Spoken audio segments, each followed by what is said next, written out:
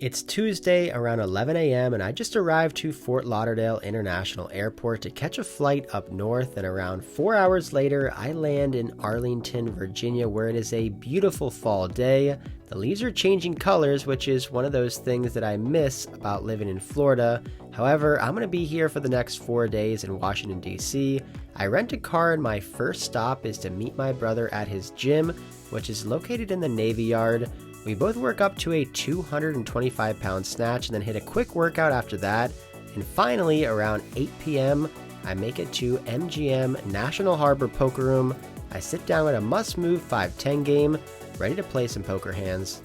Looking around the table, it looks like every single player is either a pro or a regular in this game. Not really the lineup I want to be playing in, but we're here, and I look down at Ace Queen, one of my first hands. I'm in the $25 straddle, and there's a button raised to 75.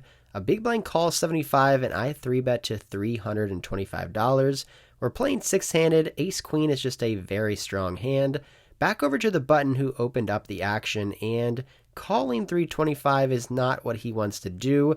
He wants to put in a 4-bet to $825. The big blind gets out of the way, and now the action is back over on me. Facing a 4-bet with ace-queen offsuit isn't really the best spot. We can be dominated here by queens, kings, aces, ace-king. All those hands we are completely crushed against. I don't think my opponent's getting too out of line here, so I decide to fold my hand, and I think it was a good fold. Still playing relatively short-handed here, and I peel back black aces from early position. I make it $75, small blind calls 75, and the big blind gives us some good news when he 3-bets me to $350. I now have a decision whether I want to 4-bet here or slow play. And given the fact that this table had been playing very 3-bet happy, I think if I 4-bet here, my hand will just be face up to aces and kings. Given the fact that I just got to the table, I think sometimes we can flat call here in position, put in the trap, and that is what I do. Small blind folds, and we go heads up to a king high board. My opponent who 3-bet pre-flop now continues for $300, and I feel like this is just a standard spot to call. Allow him to keep bluffing with all of his hands like ace-queen, ace-jack, and also not scare him away if he has a hand like king-queen or king-jack. So I put in the call for 300, and we go to the jack of clubs on the turn. Not really my favorite turn card because now king-jack is 2-pair and pocket jacks beat us, but the big blind checks it over to me. So I do think we need checks here. He's going to have some showdown value, possibly a pocket pair underneath a king, maybe queens or tens. He could have possibly hit the jack with a hand like ace-jack or queen-jack. So I'm not going to check, and I don't think betting huge is the best option. So I decided to go with a $425 bet here.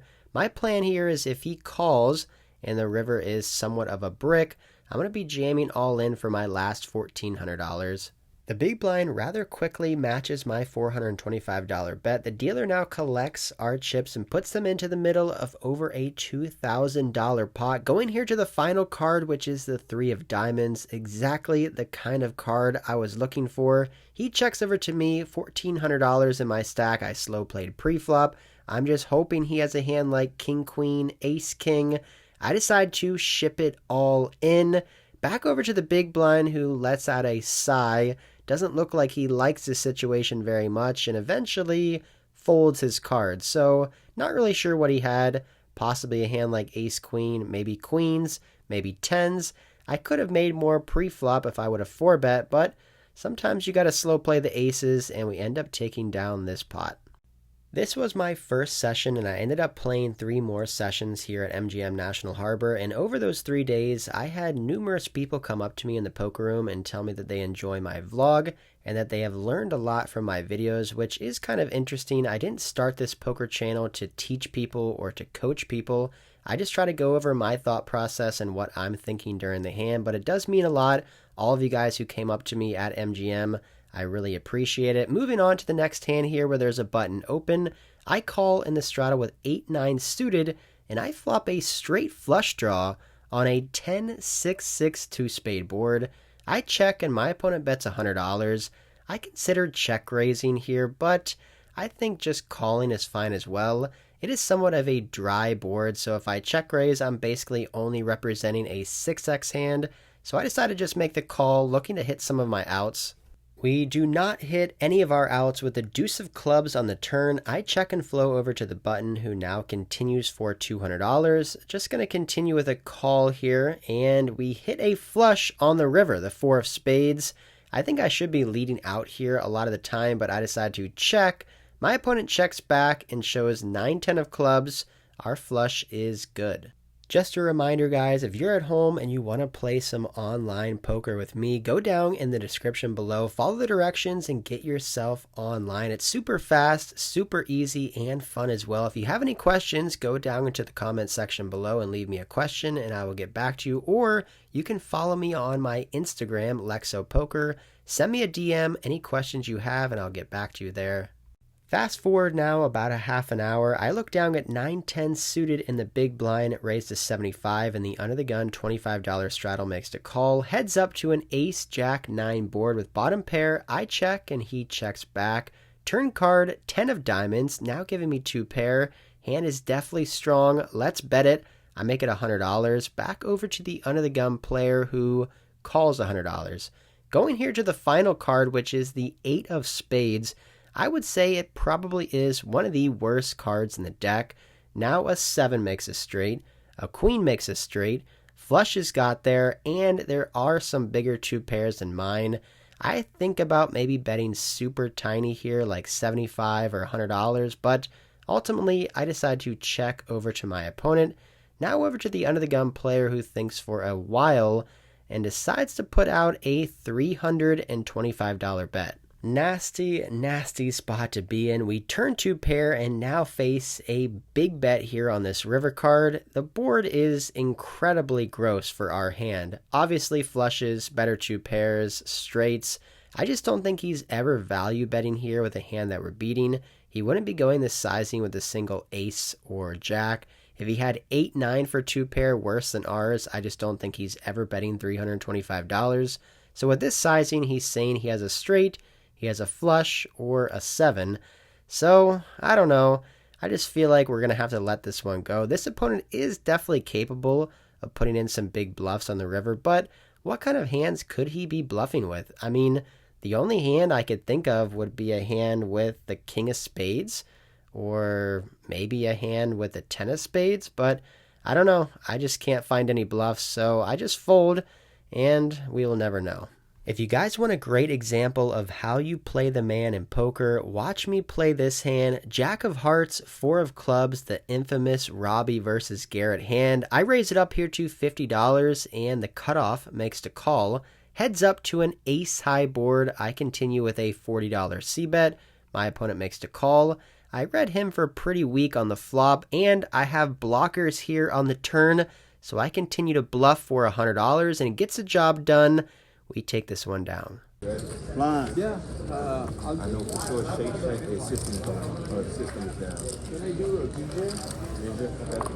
Anybody wants fruit here? The last 2 hands in this session are very interesting. I'll just leave it at that. This hand, the button limps for $10. I raised to $55 with king of spades, queen of hearts in the small blind. Big blind folds, button limp calls. So we go heads up out of position to an ace 10-3 board. I have a gut shot to a jack, and this board should just smash my raising range compared to his limping range. We can expect him to not have aces or 10s, ace 10, ace queen, ace king when he just limps on the button. So I continue for a $40 c-bet, and he makes the call. Deuce of hearts on the turn, one of those cards where I definitely think I could continue to double barrel, but I just don't think he's ever folding a 10x hand. He's obviously never folding an ace-x hand. If he has a flush draw, he's going to call. So if I bet here on the turn, I'm going to have to be ready to go for a triple barrel bluff on the river. And against this opponent, I just don't think he's ever folding. So I check, and he very quickly checks back this turn. The river card is the 9 of hearts, so backdoor flush gets there. We miss all of our outs. Left here with king high, we could still be beating a hand. maybe like queen jack. We are also beating all of his club flush draws that limp pre-flop and then check back the turn. So I actually think king queen high has some showdown value here. We're beating some of those hands, so I don't think a bluff would make too much sense here. I decide to check over to him, and now he puts out a bet of $250 on this river card. And versus this sizing, I think to myself, man, this guy has got to be bluffing. The pot is around $185 or $190, and he just overbets this river to $250. This sizing is what you call a polarized bet in poker. I've talked about this before. Polarizing in poker is saying that you either have a very, very strong hand or you have nothing at all. You see this a lot with professional players using polarized sizings with moderate strength hands just to balance out their bluffing versus their value bets. But my opponent on the button is not a professional player. He looks like just a recreational here to have some fun playing poker. So when he bets this sizing on the river, I don't think he's balancing out his polarizing sizing with a medium strength hand to try to basically get me to call with a worse hand. I just don't think he's capable of doing that. So when he puts out this $250 bet, I automatically go straight to thinking he's got to be bluffing. A few reasons why I think he's bluffing here a lot of the time is just that he's not going to be going this sizing with a single pair hand or even a set on the river. I don't think bets this sizing. When he bets $250 into around a $185 pot, he's representing king high flushes and queen high flushes. Well, I have the queen of hearts, so I block him from having tons of queen x of hearts combos. I also block king queen of hearts, so after thinking for a while, I just feel like I gotta go with my gut. I think he's bluffing here. There's still a ton of hands we're beating. Hands like 5-6 of clubs, 7-8 of clubs, queen x of clubs, jack x of clubs. So eventually, I toss in the call. He tells me, you're good, but I wait for him to show his cards. He shows 3-5 offsuit for a pair of threes. So he was bluffing. However, he was bluffing with the best hand, and he just took us to Max Payne Value Town. Over the years, I've made a ton of very, very light call downs on the river when I suspect my opponent to be bluffing, and I've won some huge pots calling down with king high, ace high, and even sometimes queen high. However, sometimes something like this happens when you suspect your opponent of bluffing when their hand doesn't make any sense, and they are bluffing. However, they're bluffing with a slightly better hand than you have. I've one time called down with king high, and someone was bluffing with ace high. So sometimes it happens. Obviously, my opponent was bluffing with his 3, trying to get me off a better pair. However, he ended up winning a pretty large pot here, and I don't know. I just got to move on. That leads us now to the last hand of the session with ace-10 offsuit versus a button raised to 30. I re-raise to 150, and the button comes along with a call. We flop top pair on ace-7-9 rainbow. On this board, I elect to check over to the button, who puts out a bet of $100.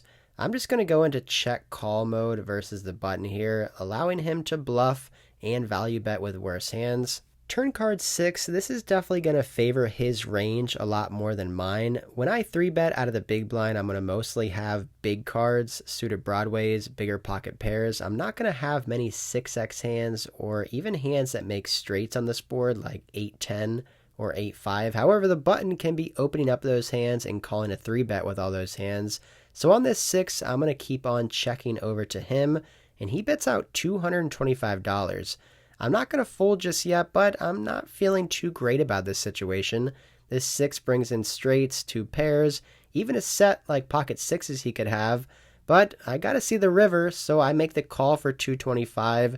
Going here to the final card, which is the 5 of diamonds. Ugh, a nasty river card. Now any 8 makes a straight. There's a ton of 2 pairs that are beating us, and I check over to the button. The button player is a good regular here at MGM National Harbor, and I expect him to have some bluffs in his range, but when he puts out a $1,000 river bet here, I just don't think we can call with our ace. It's been a nasty, nasty run out in a 3-bet pot. There is some bluffs he can have, but a lot of the time we're probably just going to be beat here. So after seeing this 1K bet, I make a pretty quick fold. I ask him to show for the vlog, and he does. He shows pocket fours. That's right, it's just a pair of fours. Our pair of aces were good, and we get bluffed on the last hand of the night. Definitely not the most fun poker session I've played, and this is definitely not the most exciting vlog that I've produced. However, I've said this from day one to you guys. I want to be real. I want to show you guys the ups and the downs of playing poker for a living, and sometimes poker sessions are exactly like this one.